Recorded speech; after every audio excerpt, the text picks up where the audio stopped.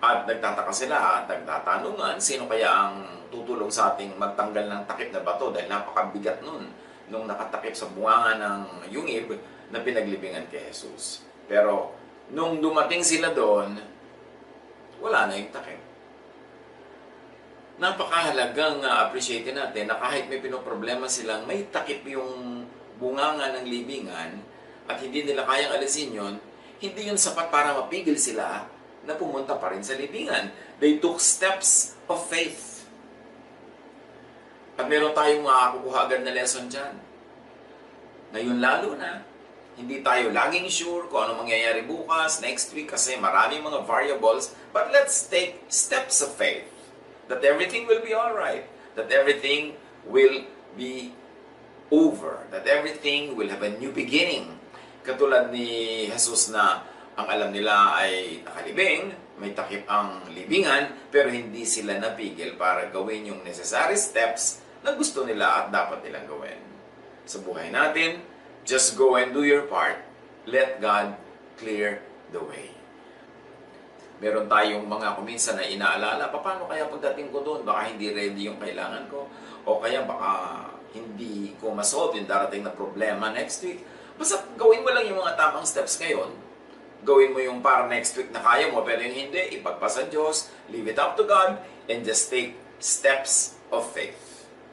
Luke 24:3, ngunit nang pumasok sila, wala na ron ang bangkay ng Panginoong Yesus.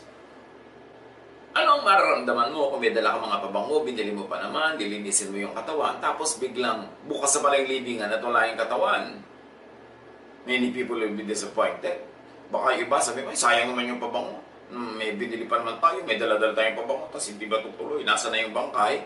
But some disappointments and fears are good. In fact, some disappointments and fears are for the better. Imagine kung hindi sila na-disappoint. Yung pagpasok nila, nandun pa rin yung bangkay. Tapos sabi niya, okay, magsimula na tayo, linisin na natin, lagyan na natin ng mga pabango and spices. Tapos umuwi na uli sila.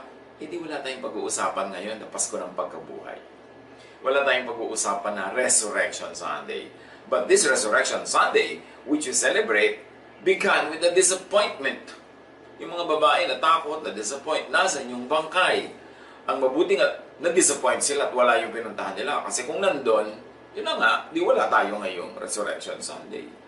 Hindi lahat po ng disappointment, hindi lahat ng hinahanap natin na wala. Ibig sabihin, dapat na tayo agad na malungkot, dapat na tayo agad na makaramdam ng kabiguan. Learn to be positive, hopeful, faithful, punong-puno ng faith, when initially, you do not find what you expect. When initially, you do not get what you want.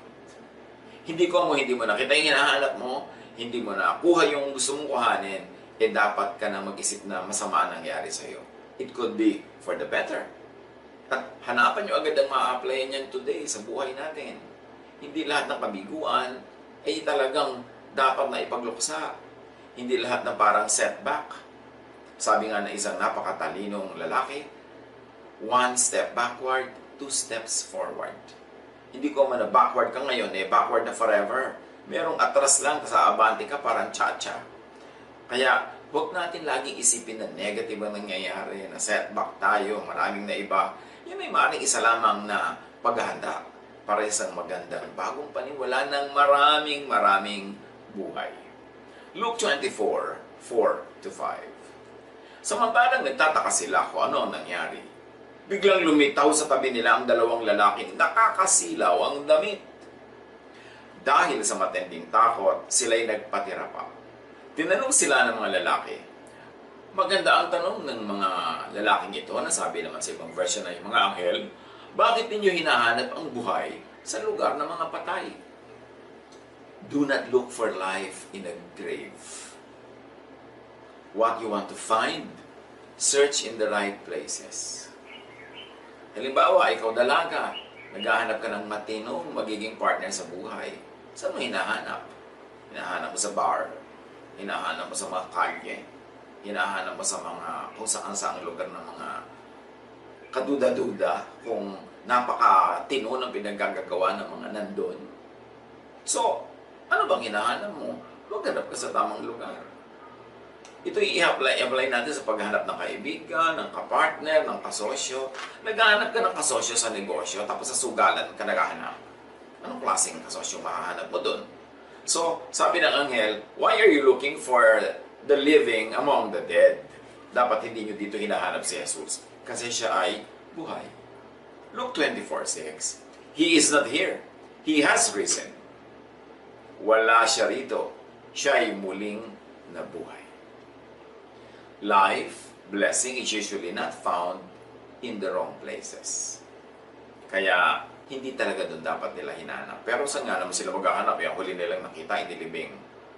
Pero nalimutan nila na sinabi ni Jesus na siya ibabangon muli. Kaya lang, yun ang pinaka-practical na gawin nila. Doon nila huling nakita, doon nila pupuntahan. Luke 24:6-8. Alalahanin ninyo ang sinabi niya sa inyo nung nasa Galilea pa siya. Ang anak ng tao ay kailangang ipagkanulo sa mga makasalanan at ipako sa krus. At sa ikatlong araw ay muling mabubuhay. Naalala nga ng mga babae ang mga sinabi ni Jesus noong una. Sa wakas, naalala rin nila. Matapos ipaalala sa kanila ng anghel.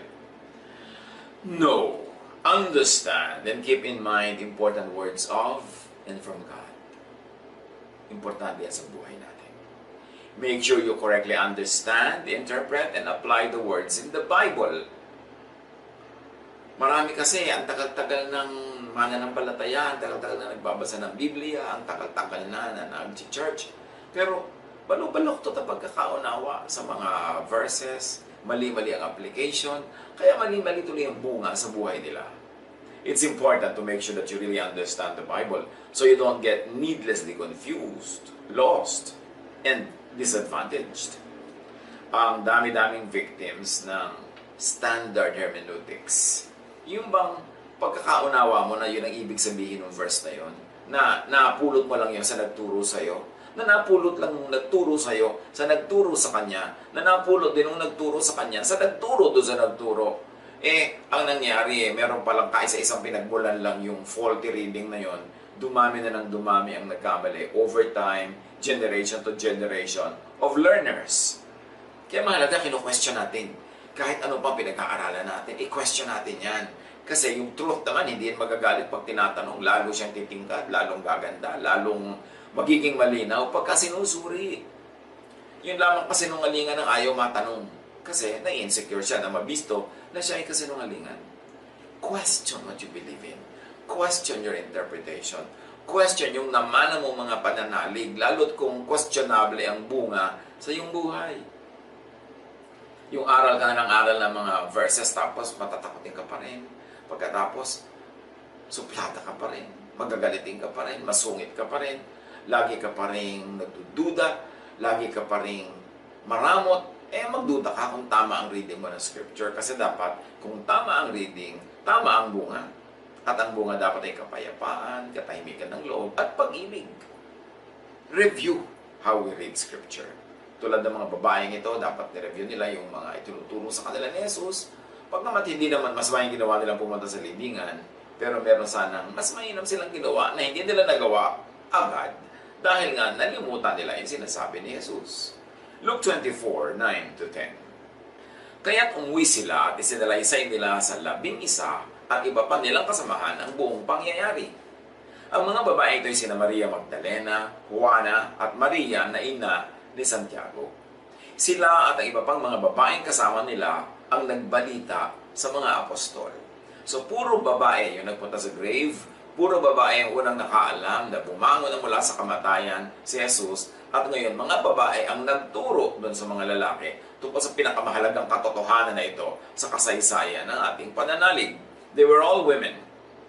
And suddenly the importance of women was resurrected with and by Jesus. Talaga maraming na-resurrect, maraming na bumangon mula sa kamatayan. Nang si Jesus ay bumangon, isa na doon yung babae na lagi nang inaapi ng pagkatagal-tagal, second class, at lagi na lang siya ay binubusala ng bibig, hindi makakibo, madaling basta na lang dispatchahin sa buhay.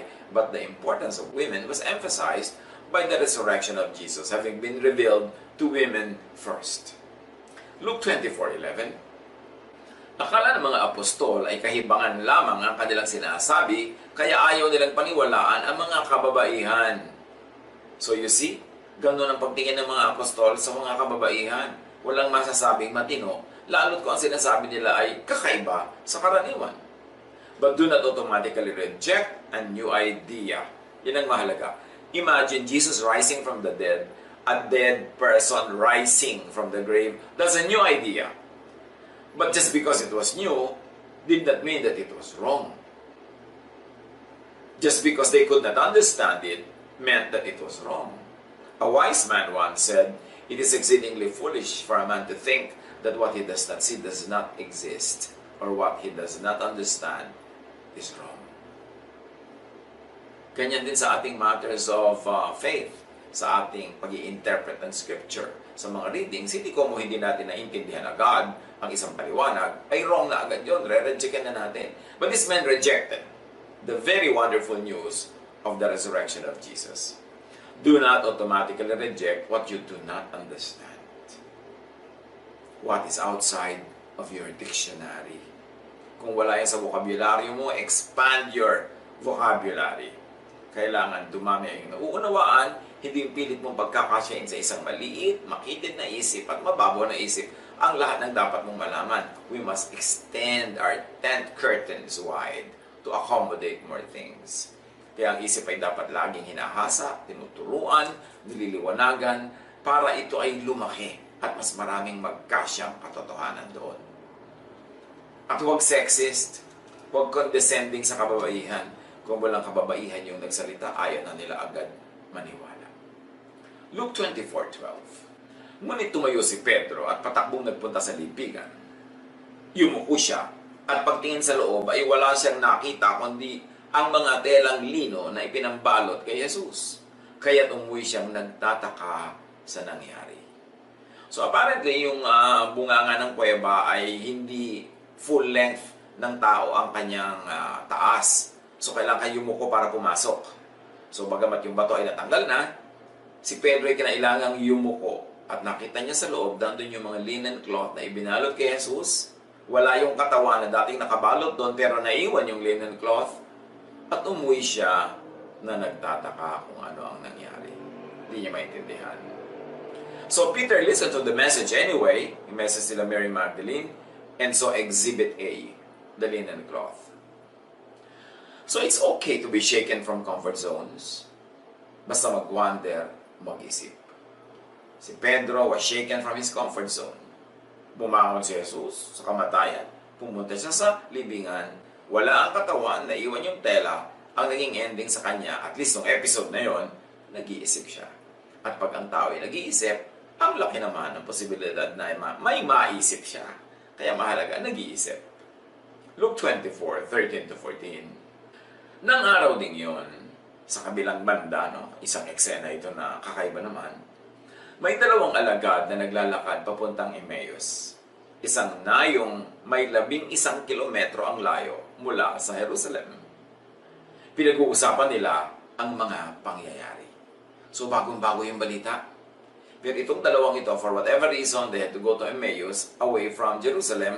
At ang pinag-uusapan nila, ang topic nila ay ang naganap sa Jerusalem, yung pagbangon ni Jesus. Or, ang nangyayaring pagbangon ni Jesus na pinag-uusap-usapan, pero hindi pa confirmed. So, 2 by 2, ito nagbabiyahe. So, mahalaga yung may companion. Tinrain sila ni Jesus na ganyan lagi may companion. Meron ka ring sounding board, may kausap ka, o pwede mong madinig mula sa bibig niya yung gustong isipin ng sarili mong isip. It was very helpful, therapeutic, and of course, it had a lot of practical help, practical purpose na dala-dalawa pagka naglalakbay. Luke 24:15-16. Habang sila'y nag-uusap, lumapit si Jesus at nakisabay sa kanila. Ngunit siya hindi nila nakilala na para bang natatakpan ang kanilang mata.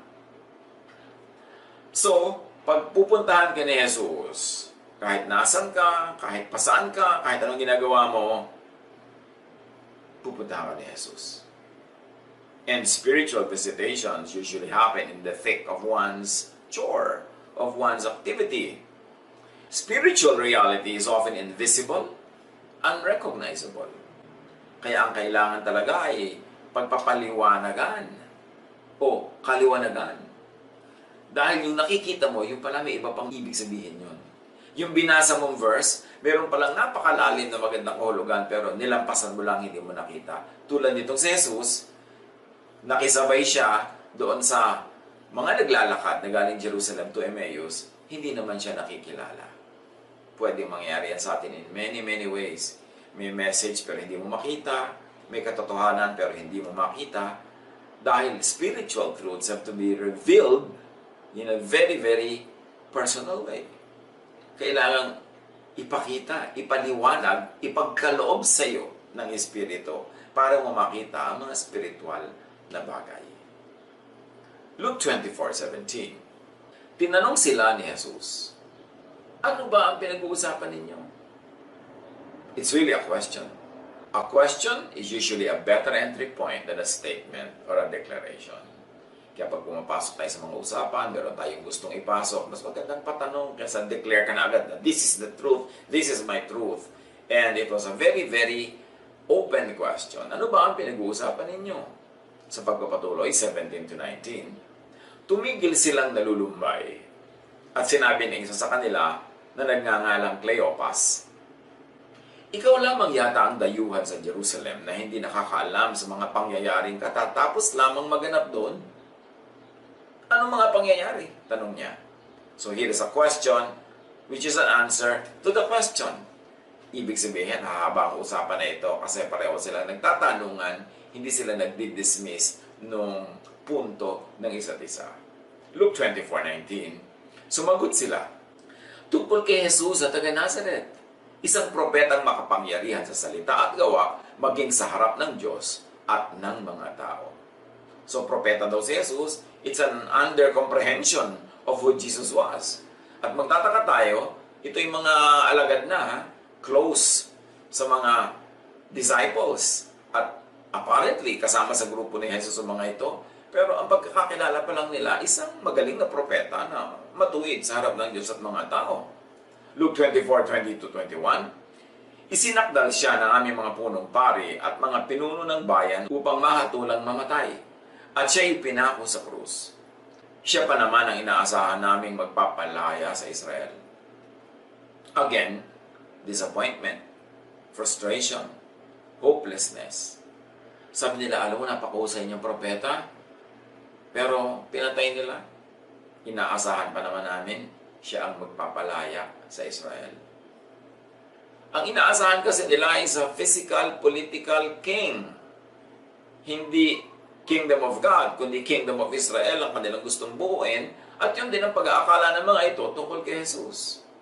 So, nandito sa point sila, dahil hindi matutuloy yung pagtatayo ng kingdom of Israel na malaya mula sa Roma, malaya mula sa, siguro sa kanilang sariling elite, kung kani-kanino man na nagpapahirap sa buhay nila. Paano kaya kung natupad yun? Na si Jesus ay biglang nag-lead ng revolution, nag-declare ng republika o nag-declare na isang kingdom at naging hari siya sa Jerusalem. Pag-uusapan ba natin ngayon ang Pasko ng Pagkabuhay? Magiging isa lang siya sa mga haring dumating at dumaan at nalimot. Again, this is a disappointment. The women were disappointed na wala yung body. Ngayon naman, na-disappoint sila dahil nawala si Jesus bilang political king na inaasahan nila. So, do not be sad for every disappointment. Sometimes, a point of disappointment is a turning point to your appointment with your destiny. Yung nabigo ka, hindi ibig sabihin nun nabigo ka lang. Maaaring lumiko ang daan dahil may pupuntahan kang mas mabuti at mas maganda, higit pa sa inaasahan mo. Na dahil nangyari na yon, nagpasalamat ka tuloy na hindi natuloy yung gusto mo dahil may mas mabuting napunta sa iyo. Ganyan din yung minsan mga nakatakdang ikasal, merong inaasahang mapapangasawa na nila, hindi natuloy. Nadi-disappoint sila agad, parang nawala na ng pag-asa, nawala na ng future. But it could only be a turning point. Because a disappointment point could be the point of your resurrection. It could be the point of your recovery. It could be a jumping board towards something greater and higher. So, natural lang na minsan nakaka-feel tayo ng frustration, kabiguan, pag yung gusto natin hindi nangyari. Pero dapat sandali lang yun, huwag magtagal sa ganong feeling. Get out of that mode, move on, because God is our hope. At sabi ng God Diyos, I know the plans I have for you. Plans not to harm you. Plans to give you hope in the future. So, natural lang at normal na kung minsan ma-frustrate pagka yung gusto natin hindi nangyari. Pag may nangyayari, ayaw natin. Pero, hope and believe in God that it will be for the better because the future is in the hands of God. It could only be better. Luke 24:21. Sa pagpapatuloy ng dalawang nagkukwento tungkol kay Jesus. Hindi lamang yan. Ikatlong araw na ngayon mula nang mangyari ito. Parang sa pagdidiin nila ng 3 araw na siyang nailibing, parang point of no return na ang inabot ng lahat. Luke 24:22-23. Nabigla kami sa ibinalita ng ilan sa mga babaeng kasamahan namin. Maagang-maaga raw sila nagpunta sa libingan at hindi nila natagpuan ang kanyang bangkay. Mabuti nga. Paano ko natagpuan nila as expected? Di again, wala tayong pag-uusapan ngayon na Pasko ng Pagkabuhay. Wala tayo ngayon sa topic na ito. When what you expect does not happen, pray for and be open for a better kapalit. Bakit? Kasi may Diyos tayo. So, laging meron tayong hope at hindi yan papakonsuelo lang. Kasi may Diyos, lagi mong i-expect yan, better, better, better. Ba't naman gagawin ng Diyos na worse, worse, worse? Napakaganda ng plano niya para sa atin. Luke 24:23-24. Nagbalik sila at ang sabi, nakakita raw sila ng isang pangitain, mga anghel na nagsabing si Jesus ay buhay. Pumunta rin sa libingan ang ilang mga kasama namin at ganoon nga ang natagpuan nila. Ngunit hindi nila nakita si Jesus. So hindi nagpakita doon sa mga lalaki. Luke 24:25-27. Sinabi sa kanila ni Jesus, kay hahangal ninyo, kay kukupad ninyong maniwala sa lahat ng sinasabi ng mga propeta. O ayan tuloy na pagsabihan na sila. Kasi ang kulit nila, hindi sila makaintindi. Mga disciples to ha. Hindi mga karaniwang tao lang na nakikinig-kinig. Sila yung kasakasama, kabukabuntot kahit saan. Bagay marinig ng maraming theologians and teachers ngayon na hindi nakakakita, hindi nakakaunawa kay Jesus after all this time. Kasi ang dami-daming mga tao, ang tawag nila sa sarili nila, Christians, maka-Kristo, maka-Jesus. Pero ang turo naman nila, maka-Pharisee. Ang sistema nila, maka-Pharisee, hindi maka-Jesus. Pero puro si Jesus ang sinasabi nila, kanilang pinaniniwalaan, Panginoon, tagapagligtas, dapat marinig ng marami sa atin ang ganitong paalala ni Jesus. Sabi niya, kay kukupad ninyong maniwala sa lahat ng sinasabi tungkol kay Jesus. At sa sinasabi mismo ni Jesus. Hindi ba't kailangan ang Kristo sa pagpapatuloy ay magtiis ng lahat ng ito bago siya pumasok sa kanyang kaluwalhatian? At ipinaliwanag sa kanila ni Jesus ang lahat ng sinasabi sa kasulatan tungkol sa kanya. Simula sa mga aklat ni Moises hanggang sa mga sinulat ng mga propeta. Luke 24:28-29, malapit na sila sa nayong kanilang pupuntahan at si Jesus ay parang magpapatuloy pa sa paglakad. Ngunit siya'y pinigil nila. Tumuloy ka na muna rito sa amin. Palubog na ang araw at dumidilim na, sabi nila. Kaya't sumama nga siya sa kanila. So dumating na yung dalawa sa kanilang pupuntahang bahay at si Jesus ay nag-akma na tutuloy pa ng kanyang paglalakad. This is ethics. Kasi alangan mong kung tumigil na yung dalawa, tumigil na rin siya expecting to be invited in. That would be an imposition, an inconvenience, and a burden. Or it could also be a test. Kung ano nga ba talaga ang attitude at gagawin ng dalawang ito. Gabi na, papabayagan pa nila yung kausap nila at kasama sa paglalakbay na tumuloy sa next bayan. Siyempre, aabutin na yun ang talagang dilim at gabi. Sabi, huwag na kayong tumuloy. Dito na kayo humapon. Dito na kayo magpalipas ng gabi kasi madilim na. Luke 24:30, nang siya'y kasalo na nila sa pagkain, so nagstay si Jesus, dumampot siya ng tinapay at nagpasalamat sa Diyos. Pagkatapos, pinapiraso ito at ibinigay sa kanila. Take note, this is the first meal of Jesus on record after the resurrection. What's so special? The ordinariness of these two persons. Kasi, hindi naman sila yung mga special disciples. Wala naman sila doon sa 11. Isa lang nga ang binigyan ng pangalan. So siguro, babae yung kasama. Maaaring mag-asawa itong dalawang ito. Kaya yung lalaki lang ang tinawag ng pangalan, which is the tradition in biblical writing. Hindi naman sila ganun ka-special. Pero, si Jesus, sila ang unang din sinamahan sa pagdulog sa hapunan. At si Jesus pa yung nagpira-piraso ng tinapay. Si Jesus talaga democratized heaven. Ginawa niyang special, yung mga hindi naman talaga laging special sa tingin ng iba. At ito'y kita-kita natin sa kung kanino siya unang nakipagkwentuhan ng mahaba, matagal, at ngayon dudulog pa sa pagkainan. Luke 24:31, pagkapira-piraso ni Jesus ng tinapay, noon nabuksan ang kanilang mga mata at nakilala nila si Jesus. Subalit siya'y biglang nawala sa kanilang paningin. So dahil sa ginawa ni Jesus sa pagpira-piraso ng tinapay, malamang na meron siyang certain style ng pagputol, ng pag-abot ng tinapay, ng mga sinasabi, biglang nabuksan ang isip nitong dalawa na si Jesus pala yung kasama nila all along. Nangyari rin yung ganitong nawawala bigla doon kay Philip nung binautismohan niya yung Ethiopian official. This motif happened at least twice. So nawala bigla ang Panginoong Jesus. Nabuksan ang mata. At nung nabuksan na ang mata nila, biglang nawala na si Jesus. Kasi nagbukas na ang mata nila eh. Ibig sabihin nun, patuloy na yung magiging bukas, mananatiling bukas, at marami na silang makikita, malalaman, at maituturo sa kanilang kapwa-tao paglakad ng panahon. Pray for your eyes to be open to see Jesus. Very importantly, to see Jesus-ness. Apart from Moses-ness, from Pharisee-ness, from all kinds of ness dyan, kailangan bukas ang mata natin, kitang-kita natin si Kristo ay bukod. Siya ay iba at kakaiba at huwag tayong malito sa teaching niya at sa teaching ng iba. Huwag natin isurrender ang teaching ni Jesus sa teaching ng sino man, kahit na sila ay nasa Bible din. Kasi si Jesus lang ang anak ng Diyos, siya lang ang Lord of Lords, at siya lang binigyan ng pangalan that is above every name. So all teachings must be surrendered to the teachings of Jesus, must be filtered through the Jesus filter. At yung papasa lang doon, lalampas lang doon, ang marapat ituloy na ituro.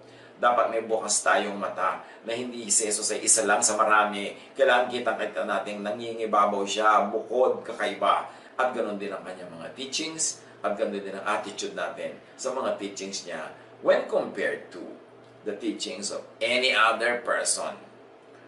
Bumukas ang mata nila. At ang idalangin natin, ganon din ang mangyari sa atin. At kung bumukas na, nagsimula ng bumukas, patuloy pa itong bumukas ang bumukas para mas maraming liwanag na pumasok. Be blessed by and through those whose eyes are open. Mga tao naman, iba-iba ng degree ng pagkakabukas ng mata, ng isip. So, bless tayo kung meron tayong mga kasamang mas bukas sila kaysa sa atin, edi makinabang tayo sa nakabukas nilang mata at maakay nila tayo mula sa ating mga sariling kadiliman. Luke 24:32, nasabi nila sa isa't isa, kaya pala nag-aalab ang ating puso habang tayo'y kinakausap niya sa daan at ipinapaliwanag sa atin ang mga kasulatan. So itong dalawang taong unang pinagpaliwanagan ni Jesus ng mga kahulugan ng mga kasulatan. What a privilege! At ito'y naglalakad lang sila sa daan at naturuan na sila ng naturuan, hindi pa nila nalaman kung sino yung nagtuturo sa kanila. Kaya dapat bukas ang mata natin kung may nagtuturo sa atin. Ito ba'y si Jesus? Ito ba'y sugo ni Jesus? O pwedeng sugo ng kalaban? Dapat bukas ang mata, laging nanunuri, makiramdam, at damihin ang apoy sa dibdib. Kasi sabi na hindi ba, na parang nagka-apoy ang dibdib natin, o kausap natin siya, may nararamdaman tayo, hindi natin may paliwanag. At ganun talaga. Pagka ikaw ay kinakausap ng Espiritu, ramdam mo sa iyong dibdib. Ramdam mo sa iyong kaluluwa. Ramdam mo sa iyong Espiritu. Kasi hindi naman ordinaryo pagka ikaw ay pinagpaparamdaman ng Espiritong Banal. Luke 24:33-35. Agad silang tumayo at nagbalik sa Jerusalem. Naarap na nilang nagkakatipon doon ang 11 at ang iba pa mga kasamahan nila. Sinabi ng mga ito sa dalawa, "Totoo nga palang muling nabuhay ang Panginoon. Nagpakita sila kay Simon." At isinalaysay naman ng dalawa ang nangyari sa daan at kung paano nila nakilala si Jesus nang paghati-hatiin ito ang tinapay.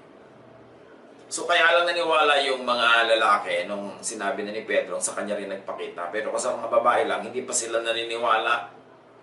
Namimili pa ng paniniwalaan. Pero finally, naalaman din nila. At na-confirm pa nitong dalawang nagpunta sa Emmaus. Kaya lang kakaiba ang kwento nila.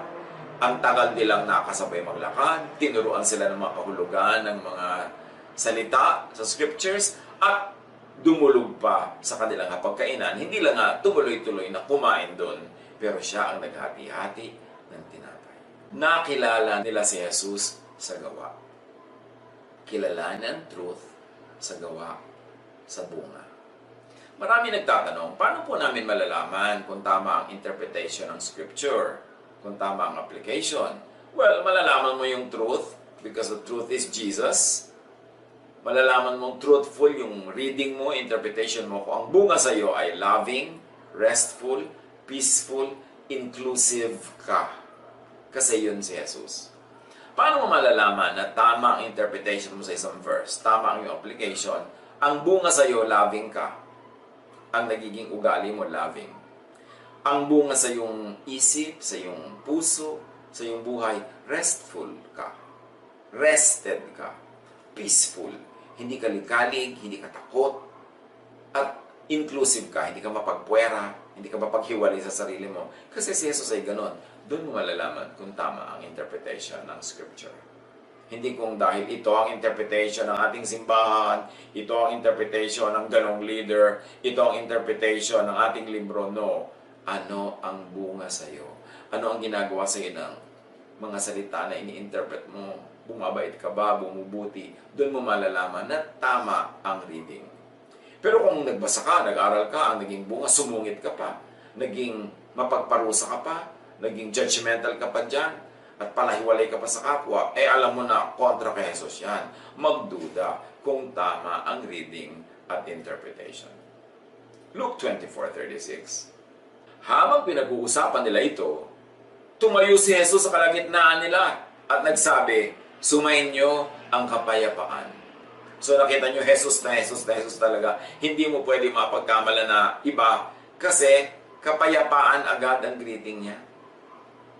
Di ba't yan ang talagang gusto niya ibigay sa tao, kapayapaan? Sinasabi niya, "My peace I give to you. I do not give as the world give, as the world gives you." So, do not be troubled. Do not be afraid. Pero pag ang dumadating sa iyo, nananakot. Ang dumadating sa iyo, nagpapanervyos. Ang dumadating sa iyo, nag-i-stress. Magduda ka kung galing kay Jesus yun. Kasi pagdating dito na Jesus, ang first niya sinabi, kapayapaan ang sumayin niyo. Dapat ang dating sa atin ng isang teaching, ang dating natin ng isang balita ay nakakapagbigay ng kapayapaan, hindi kaligaligan. Kaya mga kapatid, tayo na nagsasabing mga anak ng Diyos, mga followers na Jesus, ang ibigay din natin na greeting sa iba, balita, ay yung kapayapaan, yung nagpapapayapa ng loob, hindi yung nagpapagulo ng loob, nagpapatakot. Wala nang ginawa yung mga tao ngayon, lalo sa ganitong panahon, magtakutan ng magtakutan, nagko-contest, mag-una-unahan, mag-post ng mga nakakatakot at nakakagulong mga bali-balita, news at fake news. Nagsulputan na naman isang katerbang mga propeta na ang ministry naman ay manakot. So alam mo agad, hindi yun kay Jesus. Kasi si Jesus ang gusto niya magbigay ng kapayapaan. So sabi niya, kapayapaan ang sumayin niyo.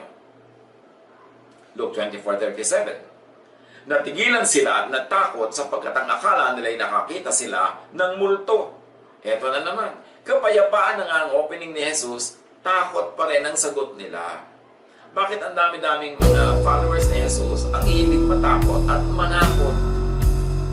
Sinabi na ng kapayapaan, ang tigas ng ulo, natakot pa rin, multo pa rin ang isip nila tungkol kay Jesus. Tulad nung naglalakad sa tubig si Jesus, sabi nila, multo. Si Jesus nga, ang daming beses silang napagkamalang multo. So ngayon, sa mga nangyayari sa paligid natin, ang dami din dyan tinatawag ng multo-multo. Pero pag magmumulto-multo kaguluhan ng mga tao at magpapanakot ng mga mundo, ano nga pa pala ng mga nervyos? Samantalang ang gusto ni Jesus na temahan, katahimikan. Si Jesus na nga yun di ba? Ghost ang akala nila, ghost na naman, ghost pa rin. Because the disciples love to scare themselves.